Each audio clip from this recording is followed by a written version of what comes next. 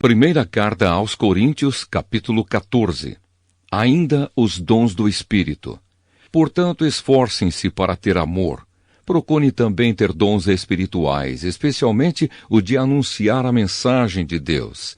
Quem fala em línguas estranhas fala a Deus e não às pessoas, pois ninguém o entende. Pelo poder do Espírito Santo, ele diz verdades secretas. Porém, quem anuncia a mensagem de Deus fala para as pessoas, ajudando-as e dando-lhes coragem e consolo. Quem fala em línguas estranhas ajuda somente a si mesmo, mas quem anuncia a mensagem de Deus ajuda a igreja toda. Eu gostaria que vocês todos falassem em línguas estranhas, mas gostaria ainda mais que tivessem o dom de anunciar a mensagem de Deus, porque quem anuncia a mensagem de Deus tem mais valor do que quem fala em línguas estranhas, a não ser que esteja ali alguém que possa interpretar o que está sendo dito, para que toda a igreja seja ajudada espiritualmente. Por isso, irmãos, quando eu os visitar, que proveito vocês terão se eu lhes falar em línguas estranhas? É claro que nenhum, a não ser que leve a vocês alguma revelação de Deus, ou algum conhecimento, ou alguma mensagem inspirada, ou algum ensinamento. Por exemplo, além da voz humana, existem os instrumentos musicais, como a flauta e a harpa. Se os sons não saírem com toda a clareza, como poderá alguém saber o que está sendo tocado em um ou outro desses instrumentos? Se quem toca a corneta não der um som bem claro, quem se preparará para a batalha? Assim também, como é que os outros vão entender o que vocês estão dizendo se a mensagem por meio de línguas estranhas não for clara? Vocês estariam falando para o vento. No mundo há muitas línguas diferentes, mas cada uma faz sentido. Porém, se eu não entendo a língua na qual alguém está falando comigo, então quem fala essa língua é estrangeiro para mim, e eu sou um estrangeiro para ele. Por isso, já que vocês estão com tanta vontade de ter os dons do Espírito, procurem, acima de tudo, ter os dons que fazem com que a igreja cresça espiritualmente.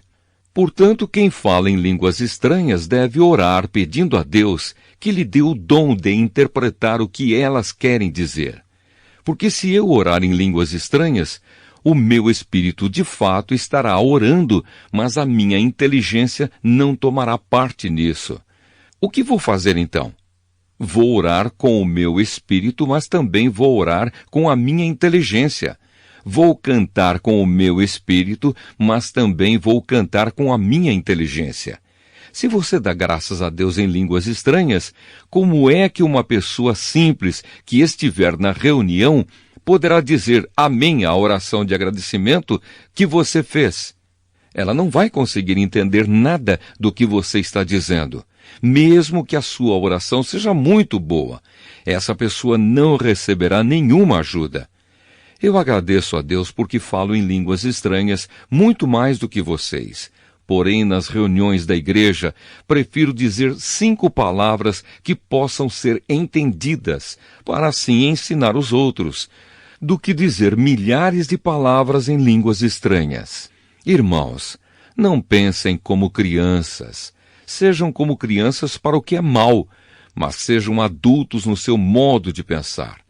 Nas Escrituras Sagradas está escrito: por meio de pessoas que falam em línguas estranhas, eu falarei a este povo, diz o Senhor. Falarei por meio de lábios estrangeiros, mas assim mesmo o meu povo não me dará atenção. Portanto, o dom de falar em línguas estranhas é um sinal de Deus para os descrentes e não para os cristãos. Mas o dom de anunciar a mensagem de Deus é um sinal para os cristãos e não para os descrentes. Imaginem que a igreja esteja reunida e todos comecem a falar em línguas estranhas. Se chegarem ali algumas pessoas simples ou descrentes, será que não vão dizer que vocês estão loucos? Mas se todos estiverem anunciando mensagens de Deus e entrar ali um descrente ou alguém que seja simples, Ele vai ouvir o que vocês estão dizendo e se convencer do seu pecado. E ele será julgado pelo que ouvir. Os seus pensamentos secretos serão revelados e ele vai se ajoelhar e adorar a Deus, dizendo: Deus está mesmo no meio de vocês. A ordem na igreja. Portanto, meus irmãos, o que é que deve ser feito? Quando vocês se reúnem na igreja, um irmão tem um hino para cantar, outro alguma coisa para ensinar, outro uma revelação de Deus, outro uma mensagem em línguas estranhas, e ainda outro a interpretação dessa mensagem. Que tudo seja feito para o crescimento espiritual da igreja. Se algum de vocês falar em línguas estranhas, então que apenas 2 ou 3 falem, um depois do outro, e que alguém interprete o que está sendo dito. Mas se não houver ninguém que possa interpretar, então fiquem calados e falem somente consigo mesmos e com Deus. No caso de 2 ou 3 receberem a mensagem de Deus, estes devem falar, e os outros que pensem bem no que eles estão dizendo. Se uma outra pessoa que estiver ali sentada receber a mensagem de Deus, quem estiver falando deve se calar. Vocês todos podem anunciar a mensagem de Deus, um de cada vez, para que todos aprendam e fiquem animados. Quem fala deve controlar o dom de anunciar a mensagem de Deus, pois Deus não quer que nós vivamos em desordem, e sim em paz. Como em todas as igrejas do povo de Deus, as mulheres devem ficar caladas nas reuniões de adoração. Elas não têm permissão para falar. Como diz a lei, elas não devem ter cargos de direção. Se quiserem saber alguma coisa, que perguntem em casa ao marido. É vergonhoso que uma mulher fale nas reuniões da igreja. Por acaso a mensagem de Deus veio de vocês? Ou será que veio somente para vocês? Se alguém pensa que é mensageiro de Deus, ou que tem algum dom espiritual, deve saber que o que estou escrevendo é mandamento do Senhor. Mas se alguém não der atenção a isso, que ninguém dê atenção a essa pessoa. Assim, meus irmãos, procurem sempre anunciar a mensagem de Deus, mas não proíbam que se fale em línguas estranhas. Portanto, façam tudo com decência e ordem. Primeira Carta aos Coríntios, capítulo 15. A ressurreição de Cristo. Agora, irmãos, quero que lembrem do evangelho que eu anunciei a vocês, o qual vocês aceitaram e no qual continuam firmes. A mensagem que anunciei a vocês é o evangelho, por meio do qual vocês são salvos, se continuarem firmes nele, a não ser que não tenha adiantado nada vocês crerem nele. Eu passei para vocês o ensinamento que recebi e que é da mais alta importância. Cristo morreu pelos nossos pecados, como está escrito nas Escrituras Sagradas. Ele foi sepultado e no 3º dia foi ressuscitado, como está escrito nas Escrituras, e apareceu a Pedro e depois aos 12 apóstolos. Depois apareceu de uma só vez a mais de 500 seguidores, dos quais a maior parte ainda vive, mas alguns já morreram. Em seguida apareceu a Tiago e mais tarde a todos os apóstolos. Por último, depois de todos, ele apareceu também a mim, como para alguém nascido fora de tempo. De fato, eu sou o menos importante dos apóstolos, e até nem mereço ser chamado de apóstolo, pois persegui a igreja de Deus. Mas pela graça de Deus sou o que sou, e a graça que ele me deu não ficou sem resultados. Pelo contrário, eu tenho trabalhado muito mais do que todos os outros apóstolos. No entanto, não sou eu quem tem feito isso, e sim a graça de Deus que está comigo. Assim, não importa se a mensagem foi entregue por mim ou se foi entregue por eles. O importante é que foi isso que todos nós anunciamos, e foi nisso que vocês creram. A nossa ressurreição. Se a nossa mensagem é que Cristo foi ressuscitado, como é que alguns de vocês dizem que os mortos não vão ressuscitar? Se não existe a ressurreição de mortos, então quer dizer que Cristo não foi ressuscitado. E se Cristo não foi ressuscitado, nós não temos nada para anunciar, e vocês não têm nada para crer. E mais ainda, nesse caso, estaríamos mentindo contra Deus, porque afirmamos que Ele ressuscitou Cristo.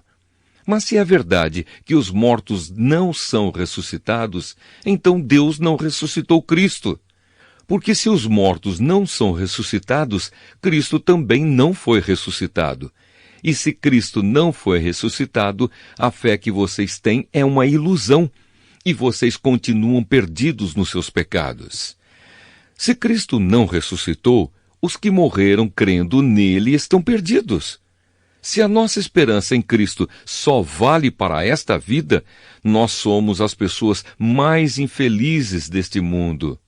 Mas a verdade é que Cristo foi ressuscitado, e isso é a garantia de que os que estão mortos também serão ressuscitados. Porque assim como por meio de um homem veio a morte, assim também por meio de um homem veio a ressurreição. Assim como por estarem unidos com Adão, todos morrem, assim também, por estarem unidos com Cristo, todos ressuscitarão. Porém, cada um será ressuscitado na sua vez. Cristo, o primeiro de todos, depois os que são de Cristo quando ele vier, e então virá o fim. Cristo destruirá todos os governos espirituais, todas as autoridades e poderes, e entregará o reino a Deus o Pai. Pois Cristo tem de reinar até que Deus faça com que ele domine todos os inimigos. O último inimigo que será destruído é a morte. As Escrituras Sagradas dizem: Deus pôs todas as coisas debaixo do domínio dele. É claro que dentro das palavras, todas as coisas, não está o próprio Deus, que põe tudo debaixo do domínio de Cristo. Mas quando tudo for dominado por Cristo, então o próprio Cristo, que é o Filho, se colocará debaixo do domínio de Deus, que pôs todas as coisas debaixo do domínio dele. Então Deus reinará completamente sobre tudo. Pensem agora nas pessoas que são batizadas em favor dos mortos. O que é que elas esperam conseguir? Se os mortos não são ressuscitados, por que é que essas pessoas se batizam em favor deles? E quanto a nós, por que é que nos colocamos em perigo a toda hora? Irmãos, eu enfrento a morte todos os dias. Se afirmo isso, é pelo orgulho que tenho de vocês, pois estamos todos unidos com Cristo Jesus, o nosso Senhor. Aqui em Éfeso, eu lutei contra inimigos como se lutasse contra animais selvagens. E se fiz isso somente por interesses humanos, o que foi que eu consegui com isso? Se é verdade que os mortos não são ressuscitados, façamos o que diz o ditado: comamos e bebamos, porque amanhã morreremos. Não se enganem. As más companhias estragam os bons costumes. Comecem de novo a viver uma vida séria e direita e parem de pecar. Para fazer com que vocês fiquem envergonhados, eu digo o seguinte: alguns de vocês não conhecem a Deus. A ressurreição do corpo. Mas alguém perguntará: como é que os mortos são ressuscitados? Que tipo de corpo eles vão ter? Seu tolo!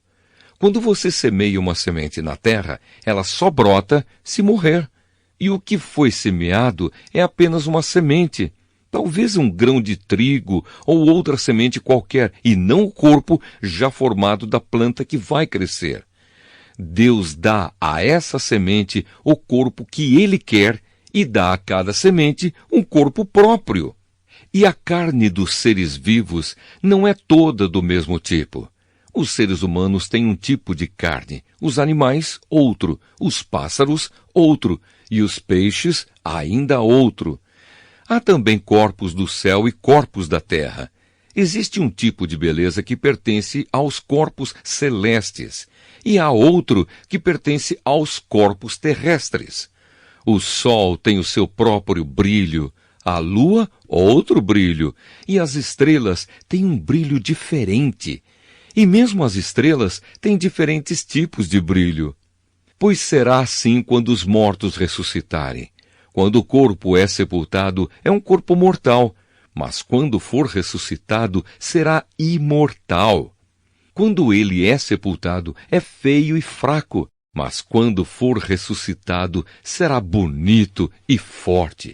Quando é sepultado, é um corpo material, mas quando for ressuscitado, será um corpo espiritual. É claro que, se existe um corpo material, então tem de haver também um corpo espiritual. Porque as Escrituras Sagradas dizem: Adão, o primeiro homem, foi criado como ser vivo. Mas o último Adão, Jesus Cristo, é o Espírito que dá vida. Não é o espiritual que vem primeiro, mas sim o material. Depois é que vem o espiritual. O primeiro homem foi feito do pó da terra. O segundo veio do céu. Os que pertencem à terra são como aquele que foi feito do pó da terra. Os que pertencem ao céu são como aquele que veio do céu. Assim como somos parecidos com o homem feito do pó da terra, assim também seremos parecidos com o homem do céu.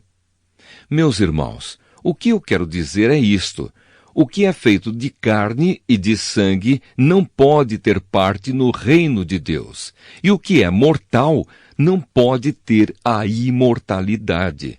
Escutem bem este segredo: nem todos vamos morrer, mas todos nós vamos ser transformados, num instante, num abrir e fechar de olhos, quando tocar a última trombeta. Ela tocará, os mortos serão ressuscitados como seres imortais, e todos nós seremos transformados. Pois este corpo mortal precisa se vestir com o que é imortal. Este corpo que vai morrer precisa se vestir com o que não pode morrer. Assim, quando este corpo mortal se vestir com o que é imortal, quando este corpo que morre se vestir com o que não pode morrer, então acontecerá o que as Escrituras Sagradas dizem: a morte está destruída, a vitória é completa. Onde está, ó morte, a sua vitória? Onde está, ó morte, o seu poder de ferir? O que dá à morte o poder de ferir é o pecado, e o que dá ao pecado o poder de ferir é a lei. Mas agradeçamos a Deus que nos dá a vitória por meio do nosso Senhor Jesus Cristo. Portanto, queridos irmãos, continuem fortes e firmes, continuem ocupados no trabalho do Senhor, pois vocês sabem que todo o seu esforço nesse trabalho sempre traz proveito. Primeira carta aos Coríntios, capítulo 16. A oferta para os cristãos da Judéia. Agora vou tratar do dinheiro para ajudar o povo de Deus da Judéia. Façam o que eu disse às igrejas da província da Galácia. Todos os domingos, cada um de vocês separe e guarde algum dinheiro, de acordo com o que cada um ganhou. Assim não haverá necessidade de recolher ofertas quando eu chegar. Depois que chegar, eu enviarei com cartas de apresentação aqueles que vocês escolherem para levarem a oferta até Jerusalém. Se for conveniente, que eu também vá. Eles farão a viagem comigo. Os planos de Paulo. Eu visitarei vocês depois que tiver passado pela província da Macedônia, pois vou passar por lá. Pode ser que eu fique algum tempo com vocês, talvez todo o inverno, e assim vocês poderão me ajudar a continuar a minha viagem para onde quer que eu for, pois eu não quero ver vocês apenas de passagem. Se o Senhor permitir, espero ficar bastante tempo com vocês. Resolvi ficar aqui em Éfeso até o dia de Pentecostes, pois encontrei aqui ótimas oportunidades para um grande e proveitoso trabalho, embora muita gente esteja contra mim. Se Timóteo chegar aí, façam tudo para que ele se sinta bem entre vocês, pois assim como eu, ele também está trabalhando para o Senhor. Não deixem que ninguém o despreze. Pelo contrário, vocês devem ajudá-lo a continuar a sua viagem em paz, a fim de que ele volte para cá, pois estou esperando que ele volte junto com os outros irmãos. Quanto ao irmão Apolo, Tenho recomendado muitas vezes que vá visitar vocês com os outros irmãos, mas ele acha que não deve ir agora. Ele irá na primeira oportunidade. Palavras finais. Estejam alertas, fiquem firmes na fé, sejam corajosos, sejam fortes, que tudo o que vocês fizerem seja feito com amor. Vocês conhecem Estéfanas e a família dele. Vocês sabem que eles foram os primeiros cristãos convertidos na província da Acaia e que eles têm se dedicado ao serviço do povo de Deus. Peço a vocês, meus irmãos, que sigam a orientação deles e dos outros que os ajudam e trabalham com eles. Eu estou alegre com a vinda de Estéfanas, de Fortunato e de Acaico, pois eles fizeram o que vocês, por estarem ausentes, não podiam fazer.